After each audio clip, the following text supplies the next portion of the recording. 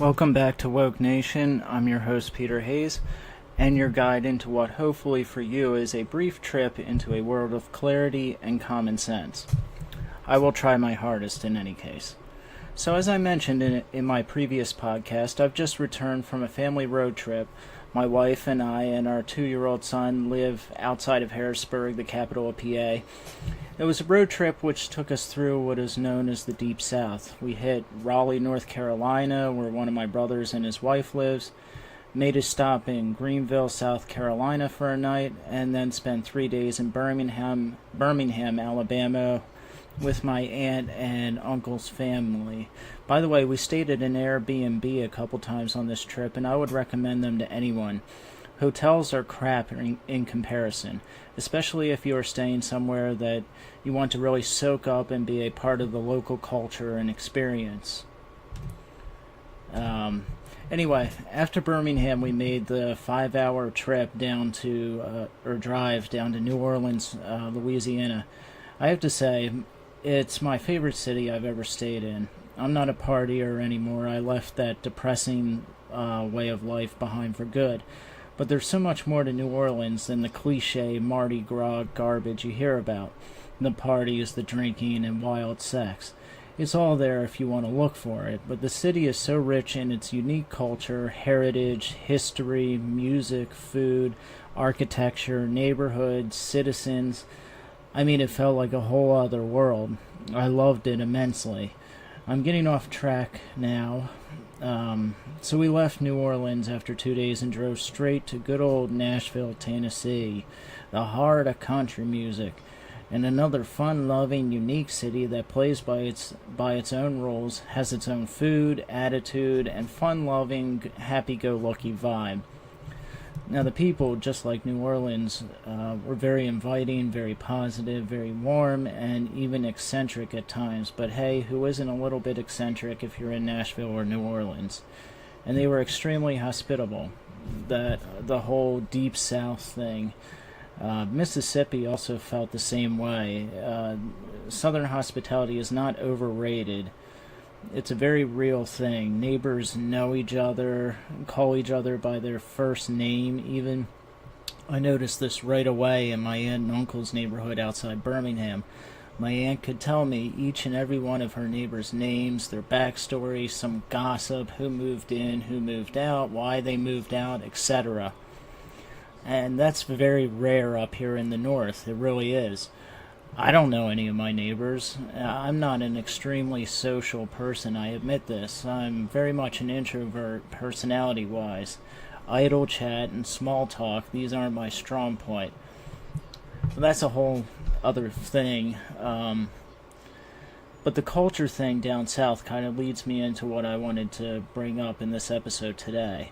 Like I said, starting next week, I will be doing everything I can to bring good quality episodes to you twice a week, every Monday and Friday. That's the plan. And hopefully, one video a week for YouTube. I'm the only one doing this podcast. I do the editing, the writing, everything. So it's hard for just one person to do, but that's my commitment. 2 episodes a week, Monday and Friday, and hopefully a YouTube video every week.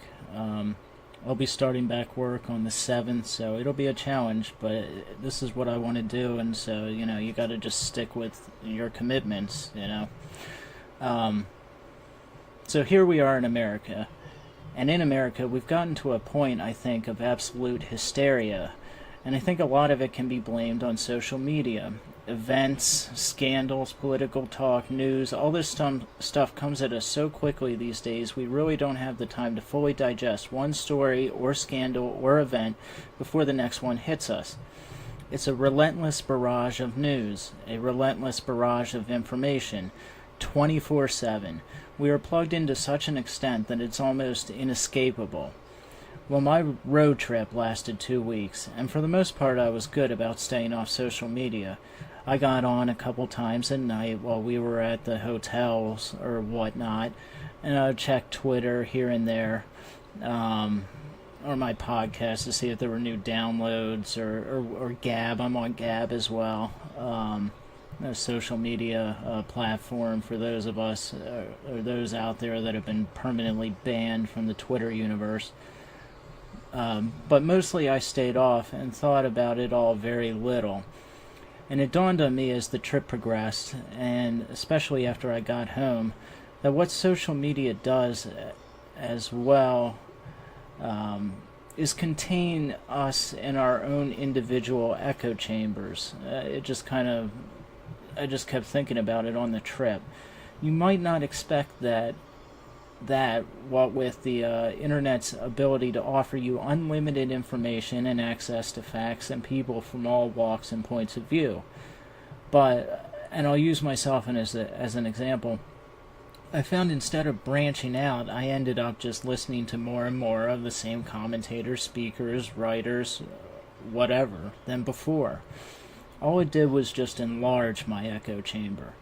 Maybe that's not everyone's story. If not, I congratulate you. I'm glad you're listening to both sides of every issue. But I don't think that a lot of us are. The evidence is quite the opposite, I think, for most people. Otherwise, how do you explain what's going on today?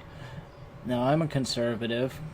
I'm sort of in the middle between conservative and libertarian. I take something from both groups. I'm also a Christian. I probably should have said that first, since I consider that my primary identity. I hate saying it like that, primary identity. I'm just a Christian, and I'm conservative and libertarian. I'm a mishmash of those two. Today, conservatives, the right, are more or less the ones championing I can't even talk. They champion free speech, freedom of thought, expression, values, religion, etc., while the left, and yes, I'm generalizing big time, I know, they seem to be more embracing of socialism, political correctness, open borders, language and behavioral policing, and the right often accuses those on the left of tribalism and identity politics and groupthink. We on the right accuse the left of throwing away individualism and wrapping up one's identity totally into whatever group or tribe they belong to. In other words, your sexual orientation or gender is who you are completely. That becomes you, your defining characteristic, how you are seen by others, how people interact with you, how you introduce yourself. All of it is totally, inescapably wrapped up in these very limited group identities. I believe it ignores human complexity to such an outrageous extent that it's more insulting than anything else. And that's just my opinion. Anyway, others have gone into all that far better than I can. My point is that us on the right have issues such strong objection to the left's obsession with identity politics. Right now, with all the hysteria, the speedball pace of news and social media, I fear the right has fallen into the same trap.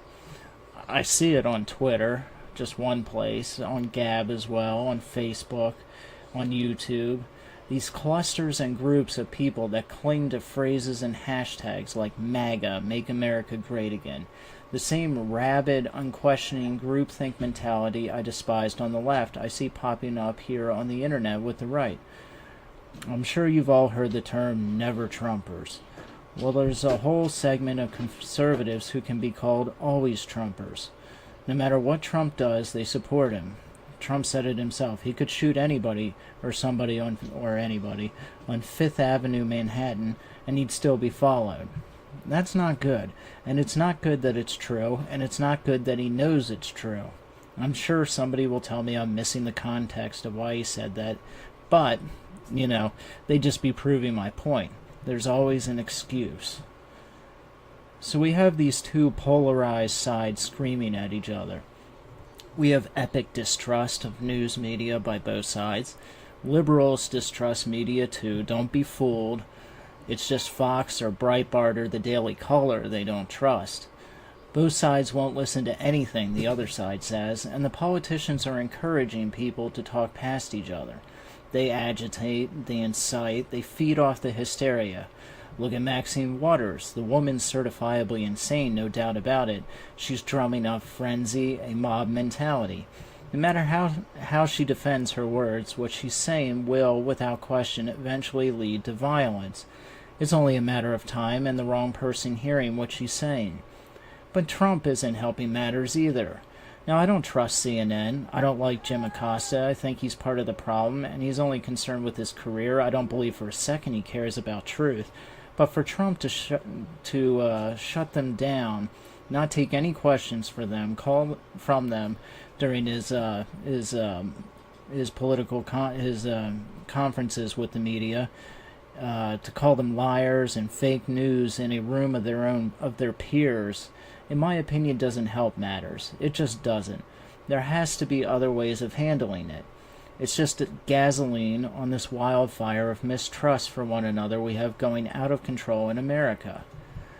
Conservative activists are red-handed guilty of this incitement I'm talking about. Now listen, I like provocative speakers and writers. I'm a huge fan of Milo Yiannopoulos. Anybody who's followed my podcast or read anything I've written on my blog on Medium knows this. I think he's great. He's hilarious. He's insightful, and he really gets to the heart of matters. But he is extremely provocative. He's the ultimate troll. He makes a career of stirring the pot, being a provocateur, saying and writing controversial things, often intentionally. So there is a time and a place for polemicists like Milo. But not everyone can be Milo, and it's damaging when everyone tries. Canadian activist Lauren Southern is a perfect example. She was recently banned from entering the UK for life because she'd gone into Luton, which is the town where Tommy Robinson lives, and handed out pamphlets that read, "Allah is gay" or "Allah is transgender." Luton police, of course, took her pamphlets and told her to stop. Lauren Southern defended her actions, saying what she did is just a social experiment. Her point was that Christians routinely suffer from a culture that debases and mocks Jesus Christ and the Christian faith, but rushes to defend Muslims at all cost. And she said some other things too, but guess what? I completely agree with her. It's pretty obvious she's right, but it is intellectually lazy, childish, unproductive, counterproductive to do what she did. It was an attention grab, a publicity stunt. Her motives, in my judgment, were dishonest. It was agitation for the sake of it. It was lame. It was useless. It accomplished nothing except to have her banned from the UK. Congratulations, Lauren Southern. You have a large following, you're influential, people listen to you on YouTube, and you threw it away, this positive influence that you might have had in the UK, for a cheap publicity stunt. Now, I admit I'm a bit of a hypocrite. If you glance through the titles of my podcast episodes, I use flashy, controversial titles to try and grab attention. I admit it. You have to these days, especially when you're starting out. That's the blessing and the curse of social media platforms and podcasts. Anyone can do it. Everyone is doing it. Somehow you have to stand out from all the others, or no one will notice you. But Lauren Southern was already well known and had a large following when she went to Luton. Now she's on her tour in Australia with Stefan Molyneux, I always butcher his name every time I say it, who's light years ahead of her intellectually. And she's pulling the same low-brow stunts in Australia. A couple weeks ago, she went around the city asking people, quote, "Should we kill Lauren Southern?" She made a whole YouTube video out of it.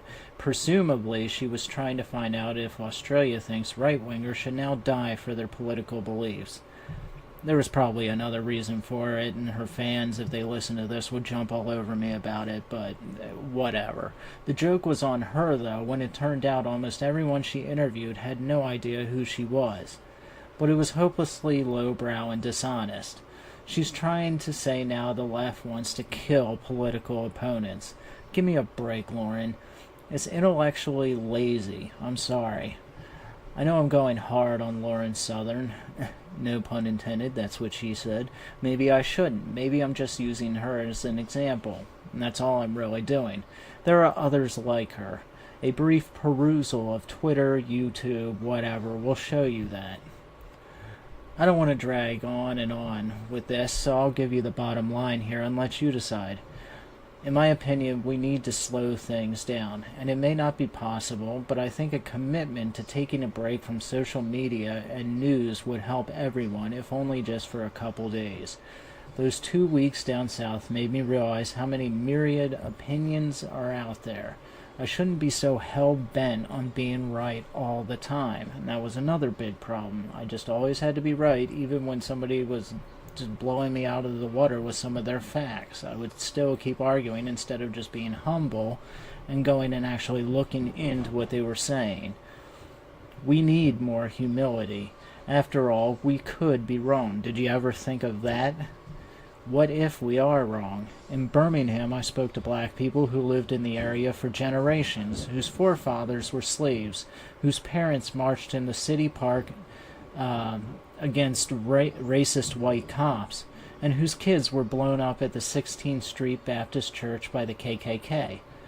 I don't agree with Black Lives Matter or this myth of the way they portray white privilege. Certainly I think white people are very privileged in America, but I think everybody in America is privileged.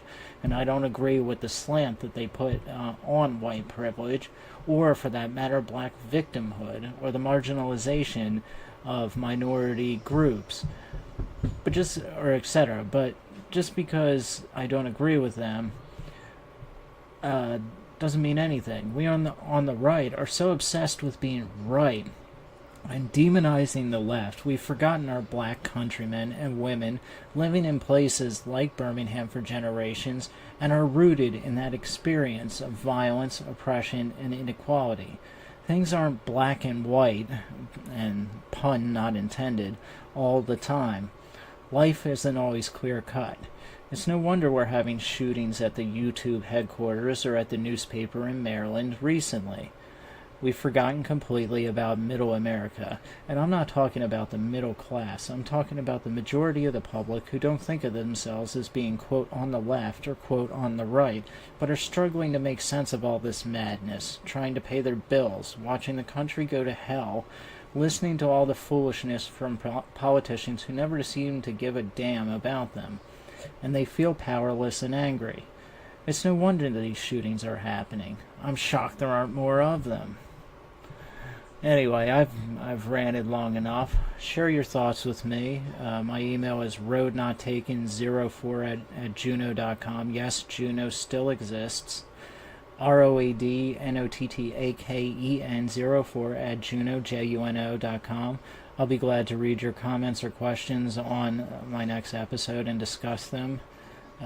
Subscribe to Woke Nation for free on iTunes through the Podbeam. That's my platform for this broadcast, and on my YouTube channel, Woke Nation. I also have a Woke Nation Facebook page up now. There's a few videos on there, and I'll post on there opinions or news on upcoming videos or podcasts. So check that out, like and follow it. Write a review on YouTube, or especially on iTunes, because that's how they give more exposure to podcasts based on how many positive reviews your broadcast has. All right. Good night, and God be with you.